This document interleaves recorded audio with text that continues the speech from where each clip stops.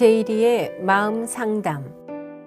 안녕하세요. 시카고 기독교 방송국 청취자 여러분 반갑습니다. 저는 제이리의 마음 상담소를 진행하고 있는 이재명입니다. 지난주에는 대화의 기술, 잘 듣는 방법이라는 주제로 이야기를 나누었습니다. 소통이 잘 되는 방법에 대해서는 내가 얼마나 말을 잘해서 남을 설득하느냐보다는 상대방이 말을 잘 듣는 것이 가장 중요하다고 말씀드렸습니다. 내가 생각보다 남의 얘기를 잘 들어주지 못한다는 사실을 깨닫는 것 하나만으로도 나의 가족과 친구들, 직장 동료들과의 대화가 좀 더 편해지는 것을 발견하실 것입니다. 상대방이 말을 들으면서 그의 얘기에 집중하기보다는 내가 그에게 어떤 얘기를 할 것인가에 더 집중하는 것이 흔히 사람들이 하는 패턴이기도 한데요. 나의 생각을 잠시 미뤄두고 그 사람의 얘기에 좀 더 집중을 하는 태도는 상대방이 존중받는 느낌을 받게 되고, 또한 상대방이 얘기를 요약해서 내가 그의 얘기를 잘 이해했는지를 물어보게 되면 상대방으로 하여금 내가 그의 얘기를 집중해서 들었다는 것을 알게 하게 되고, 그럼으로써 나에 대한 신뢰감을 가지게 되므로 이는 훨씬 더 상호 간의 원활한 소통으로 이끌게 될 것입니다. 이번 주는 대화의 기술, 잘 듣는 방법 2라는 제목으로 이야기 나누어 보고자 합니다. 지난주는 잘 듣는 방법에 대해서 얘기를 나누었다면, 오늘은 그 반대로 잘 듣지 못하게 방해가 되는 행동들에 대해서 얘기를 나누어 볼까 하는데요.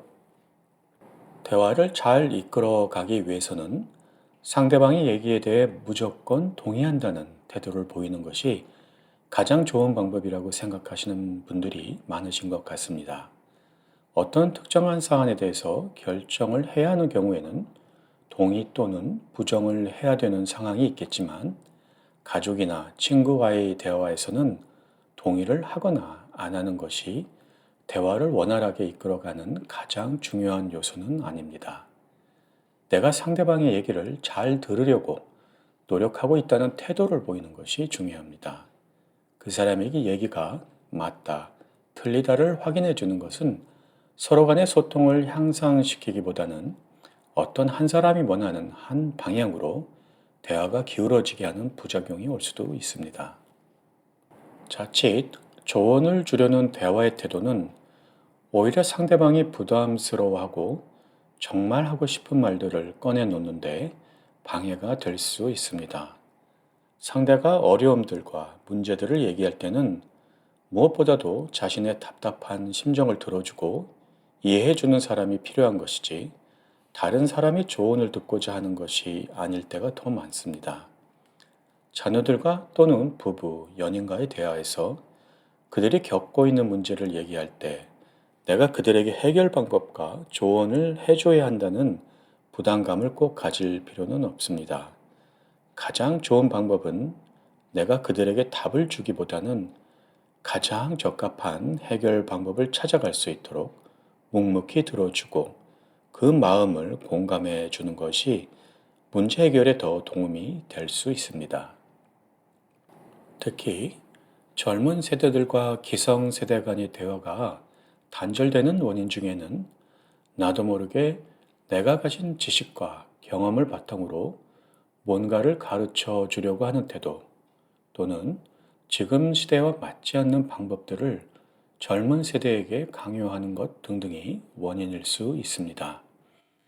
나는 열정을 다해서 도움이 되는 말들을 하고 있는데 듣고 있는 그들이 왠지 좋은 말씀에 고마워하기는커녕 지루해하는 표정을 짓고 있는 것을 보신 경험들이 있으실 것입니다. 저희가 어릴 때 한국의 학창 시절에는 매주 한 번씩 아침 조례 시간이 있어서 운동장에 모여 교장 선생님의 훈화를 들었었지요. 교장 선생님이 너무 오래 얘기를 하시면 지루해서 무슨 말씀을 하셨는지 기억이 하나도 안 나는 경험들이 있으실 것입니다. 내가 겪었던 경험들과 지식들이 물론 너무나 중요한 것이지만, 지금 젊은 세대들이 겪고 있는 현실과 미래에 도움이 되고 적합하다는 보장은 없다고 생각합니다. 혹시 내가 그들에게 나의 경험에 따른 가치관과 세계관을 주장하고 있는 것은 아닌지 살펴보는 것이 중요합니다. 내가 그들을 가르쳐 주려고 하는 태도보다는 젊은 세대들의 경험과 시각에서 들어주려고 하는 태도가 오히려 그들이 우리에게 마음의 문을 열고 편히 다가오는 방법이 될 것이라고 생각합니다.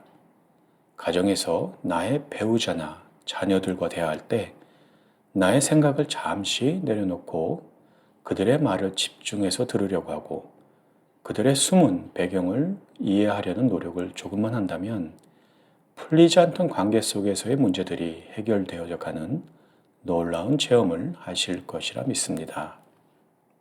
골로새서 4장 6절에는 너의 말을 항상 은혜 가운데서 소금으로 맛을 냄과 같이 하라.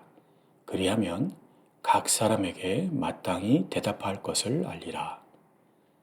잠언 29장 11절에는 어리석은 자는 자기의 노를 다 드러내어도 지혜로운 자는 그것을 억제하느니라 라는 말씀이 있습니다.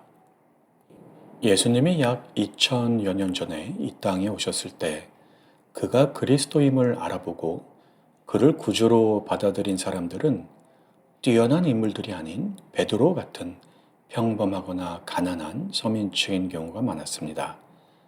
그 당시 최상의 학식을 가지고 있었던 바울은 그리스도를 아는 지식 이외에는 모든 것을 배설물로 여긴다고 했지요.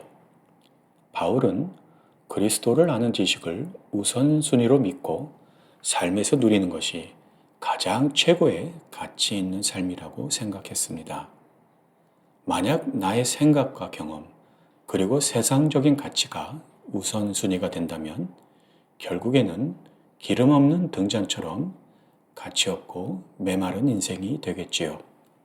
하나님 앞에서 나를 내려놓고 그와 함께하는 것에 집중하는 태도와 내가 나의 생각을 잠시 미루어놓고 상대방의 말에 집중하는 태도는 일맥상통한다고 생각합니다. 그러한 태도들이 하나님 그리고 사람들과 깊은 교제 또는 소통을 할 수 있는 기본 조건이라고 생각합니다. 이번 주는 하나님과 또한 나의 배우자, 가족, 친구들과 행복한 소통을 하는 한 주간이 되시기를 기도드립니다. 오늘도 저와 함께 해주신 청취자 여러분께 진심으로 감사드립니다. 다음 주 화요일 이 시간에 다시 뵙겠습니다. 감사합니다. 지금까지 미드웨스트 에이시언 헬스 어소시에이션의 서브스텐스 유스 프로그램 매니저로 계신 제이리의 마음 상담이었습니다.